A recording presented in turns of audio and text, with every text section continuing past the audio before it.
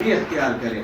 ہم اور آپ سمجھتے ہیں کہ تولا یا تبرہ جو ہے بس یوں ہی چیز ہے. عزیزان محترم، اسلام کی بنیاد کا نام تولا اور تبرہ ہے. انسان کا ایمان اس وقت تک مکمل نہیں ہو سکتا جب تک اس کے اندر دو چیزیں نہ پائی جائیں. پہلی تولا، دوسرا تبرہ. اگر یہ دونوں ہیں تبھی انسان کا ایمان مکمل ہوگا. انسان کے ایمان کے مکمل ہونے میں دو چیزیں بہت ضروری ہیں، ایک اقرار اور ایک انکار. اگر اقرار بھی ہے اور انکار بھی ہے تبھی ایمان مکمل ہوگا. اقرار کا نام ہے تولا، انکار کا نام ہے تبرہ.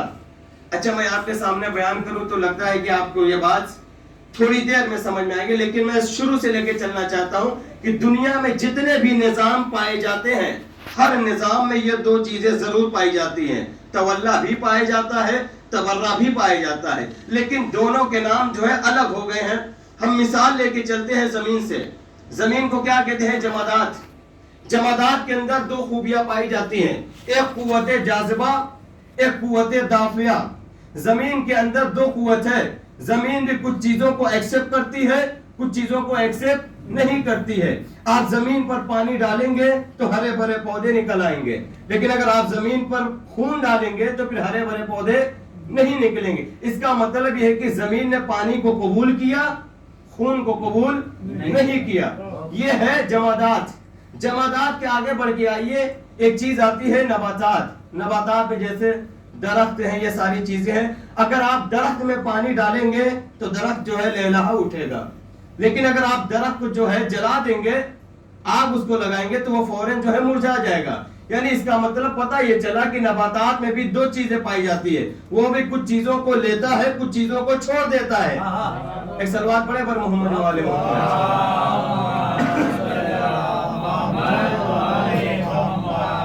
جمادات کے اندر بھی دو چیزیں ہیں، وہ کچھ چیزوں کو لیتی ہے.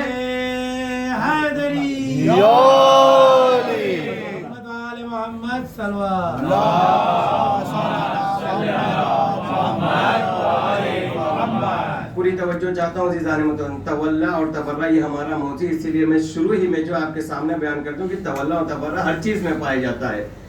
تولا جمادات میں بھی آپ نے دیکھا کہ جمادات نے بھی کچھ چیزوں کو ایکسپٹ کیا، کچھ چیزوں کو نہیں ایکسپٹ کیا.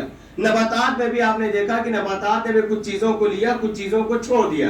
اب نباتات سے آگے بڑھ کے آئیے، ایک چیز آتی ہے حیوانات. حیوانات ایک بکری ہے، آپ بکری کے سامنے گوشت رکھیے اور دوسری طرف پتا رکھیے. بکری جو ہے پتا کھا جائے گی، گوشت جو ہے چھوڑ دے گی. اس کا مطلب یہ کہ حیوانات کے اندر بھی یہ چیز پائی جاتی ہے، وہ کچھ چیزوں کو قبول کرتا ہے، کچھ چیزوں کو قبول نہیں کرتا. اب اس سے بڑھ کے آ جائیے انسان.